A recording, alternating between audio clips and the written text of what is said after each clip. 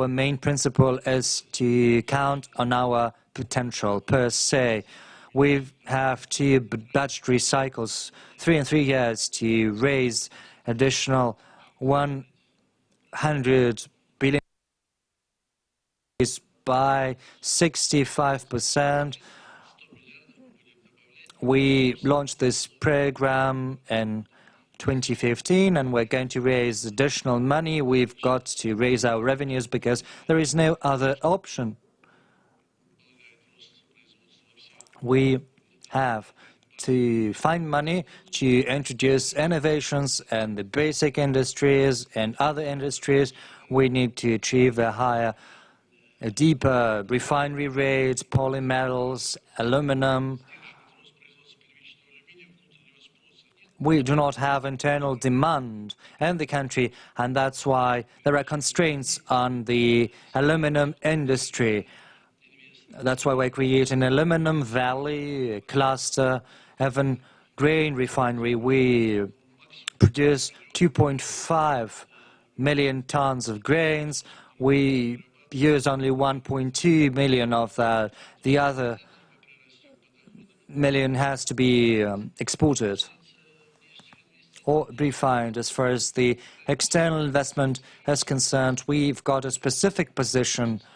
Our region is mostly based on large-scale companies. Vancor Neft has now foreign investors, other companies as well.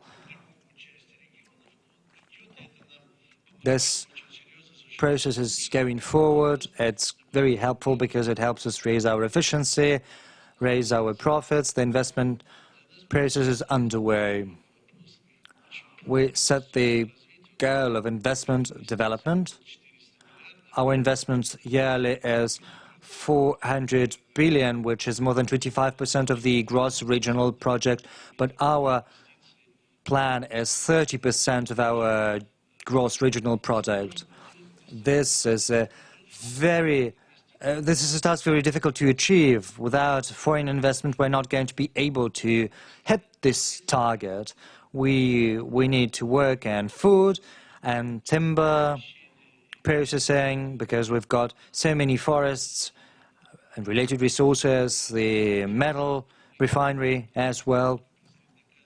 So our task is not just to prove we are attractive from the investment point of view. We have to be socially attractive. Our goals are very high, lofty, but our indubitable priorities are science, technology, education, innovative economy. New generations are not content with the old industries. They require a new development paradigm. That's why we deem it very important to develop the education field, the integration of scientific centers and laboratories. We've done a great job in climbing the investment rating. In the past, we didn't used to pay any attention to that. We had enough money from metallurgical industries, from oil, but right now education is the foundation of the future, and it has to be a priority for each and every region. This has to be stimulated. Thank you, Mr. Tolokansky. You mentioned so much investment right now. Many in our country believe that investment has been suspended in our country, but your plans are so lofty, so ambitious, mostly related to new industries based on innovation. I'd like to support you, and we're going to follow your success. I have to say that there are difficulties with innovation.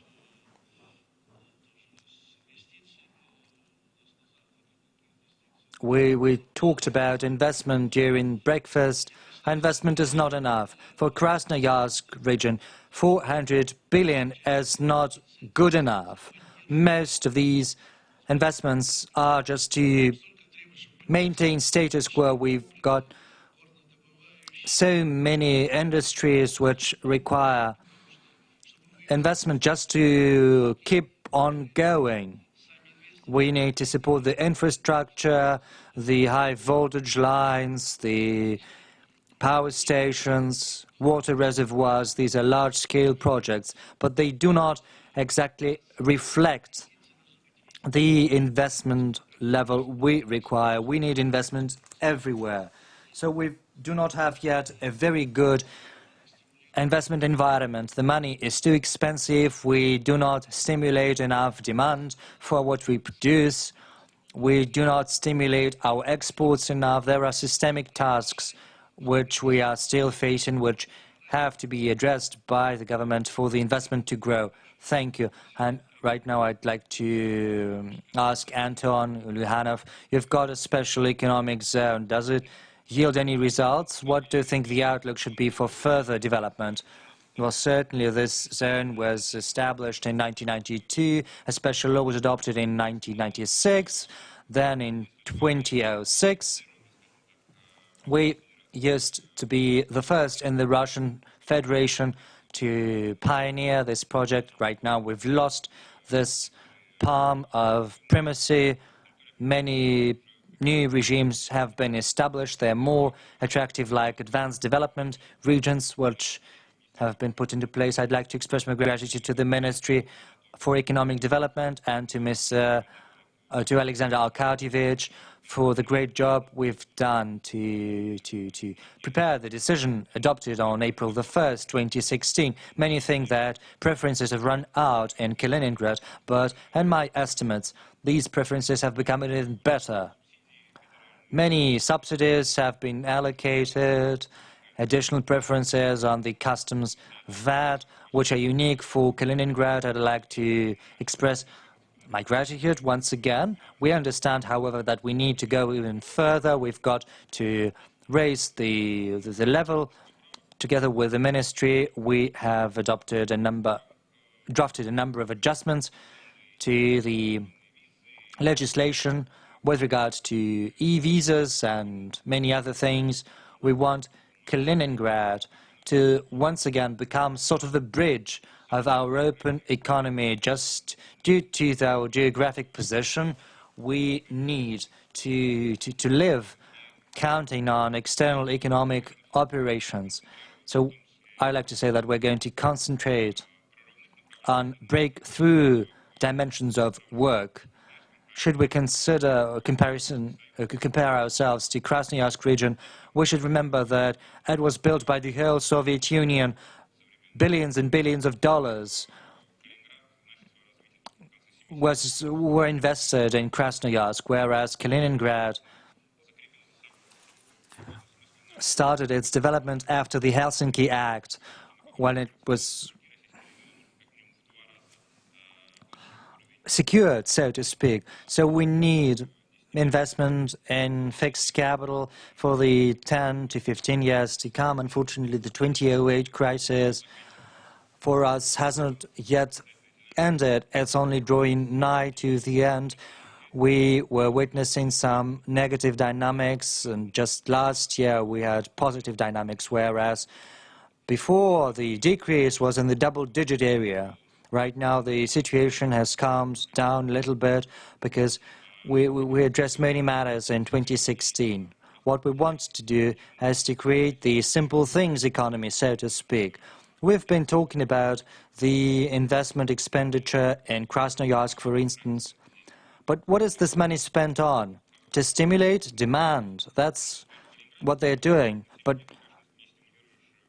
whose demand? If in Kaliningrad we stimulate the consumption, the demand of consumers, we're not going to stimulate the economy, because we do not have an economy of simple things. Over the last 5 years, we have advanced our agriculture, but we've taken a great hit after the sanctions. Luckily, we've got many new investors right now. There is some demand among the population, and it creates a multiplication effect. We are very close to the borders, to Poland, to the Baltic states. 35% of our population have never been to other regions of Russia. That's why the preferences is a very sensitive matter to us. We want these adjustments to the legislation to be adopted as soon as possible. On the other hand, we see that our region has a great investment potential.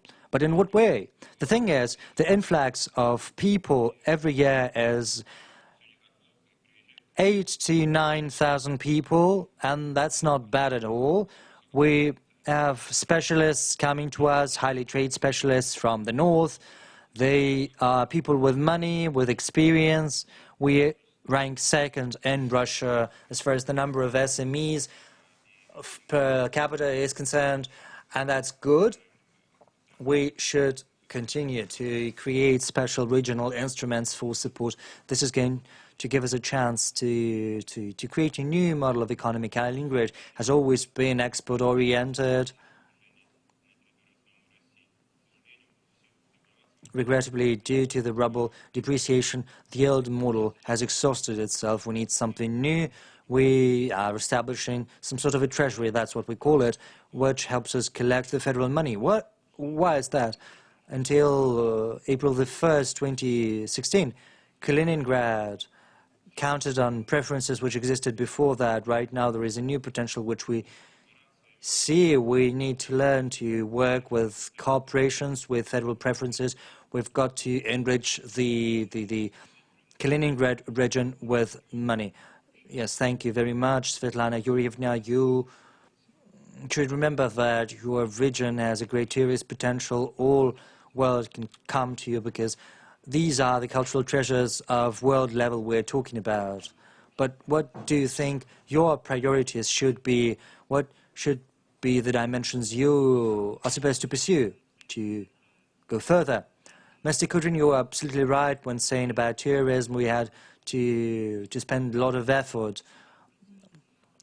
Right now, tourism accounts for 7 instead of 3% of our gross regional product.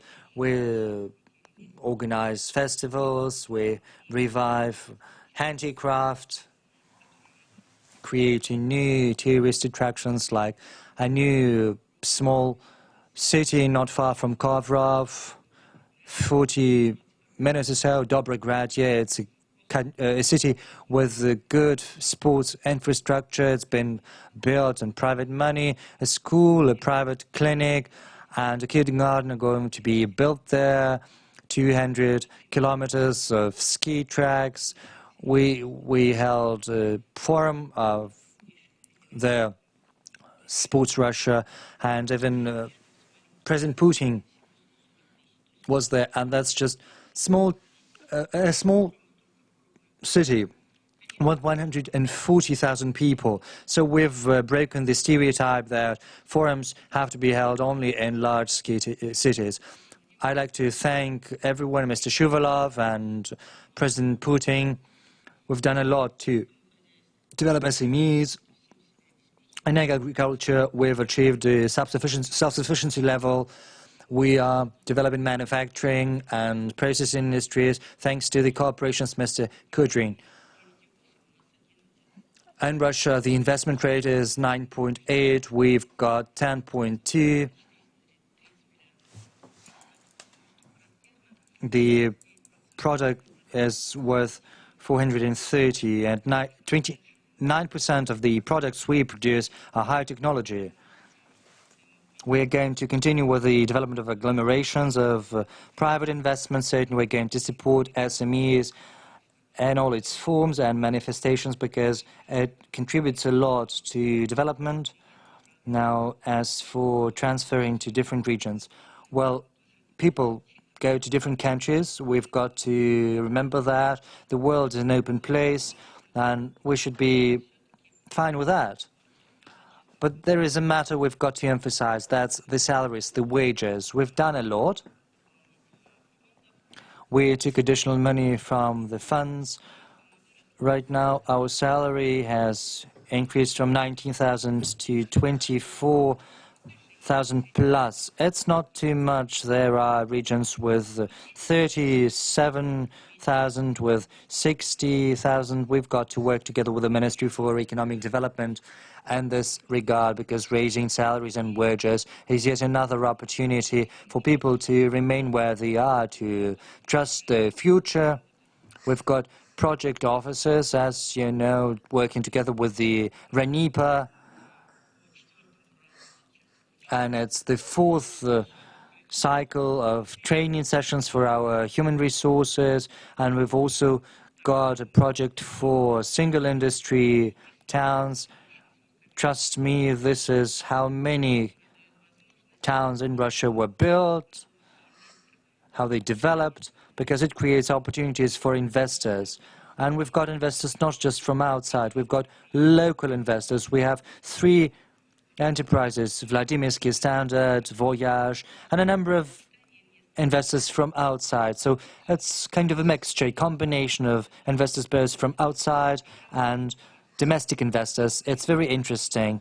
This program is great, and it contributes a lot to the development. I think the more open we are, the better.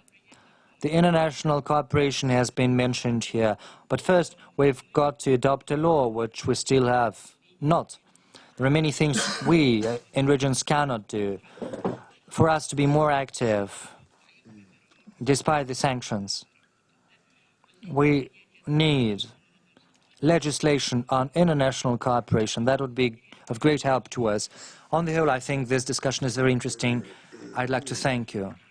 Thank you, Svetlana Yurievna. And we have with us Mr. Reshetnikov. We cannot but give the floor to Moscow, but you've got just 3 minutes. We had a discussion in your absence about the powers required. It's a second round of discussion. It's up to you what you want to say in those 3 minutes. You can go here and face the audience. Yes, I don't want to stand with my back turned to other regions. Dear colleagues, thank you for the opportunity to speak. Of late, Moscow has been developing quite actively. And we always hear voices that with such and the main risk of Moscow is only 120 billion. And when this was discussed, a sound idea was to sign contracts and agree.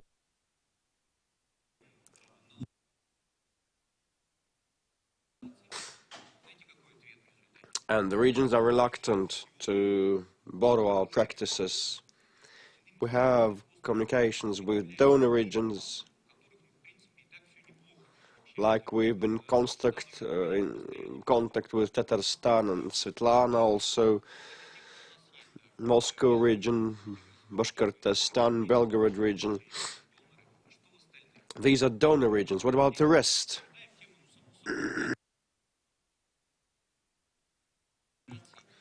Yes, money for efficiency, which should be the principle. But the upper house of our parliament had discussions on that, and the recipient regions say that it's our holy right to receive subsidies. Let's provide us subsidies and we'll do the rest. But as of today, these are key issues. And I am coming to a close. It's about the strategy. I believe all of us should understand that countries today compete with the help of their major cities. Like we deal with German major companies, and all of them have Tatarstan's and Ulyanovsk presentations in front of them, and we spend a lot of time to explain it that we are better. And Moscow has a special historic mission, and we are the biggest urban area, and we are a magnet for people from the post-Soviet space. But anyway, it's about a question to all the donor regions and recipient regions. Moscow has been adapting to the new normal, and as of 2016, we've started active and rapid development in the upcoming decade. We should bring our discussion to a close, and I'd like to yield to Mr. Tsibulsky a minute and a half for you. So, you are in charge of regional policies, and you can hear the voices and you receive the feedback, and we'll continue our talks with you. Thank you. Mr. Kudrin, 30 seconds will be sufficient. All those projects the framework that defines the regional development. And further on we'll have to expand the plan of the events. So I agree with the panelists, and let us incorporate some of the feedback of yours into that draft decree. And I'd like to comment, like I never visited Vladimir region, but on the 20th of January we'll have there the first strategic session on further spatial development strategy. Oh, it's our pleasure to host you. Dear colleagues, today we have a clear understanding and awareness that the regions can add up to our national GDP growth. They have the reserves that are yet to unlock. We should fine-tune, therefore, and tweak our regional policies with respect to scope of powers and inter-budget relations.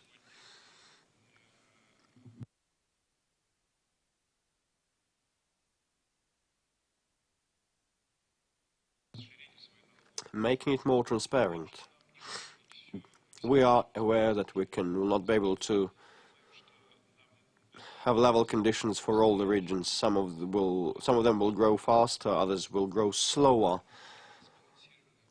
But anyway, we need a balanced, well thought over approach. And we have jotted down some of the things you mentioned, and we will have more meetings of this format, and our next forum in Sochi will see a similar debate, and probably we will come forward with new ideas in February. Then we'll meet in St. Petersburg. No, after Sochi, then Krasnoyarsk. Please remember about Krasnoyarsk. Afterwards, Kazan and Vladimir, yeah. SPB as always, and in October we'll have a strategic planning forum between the Economic Development Ministry and other agencies, and I always attend, so October, please pencil that in. And we need, anyway, in the course of the year to elaborate these new policies, to come up with it and present it to the President and incorporate it into the new strategy.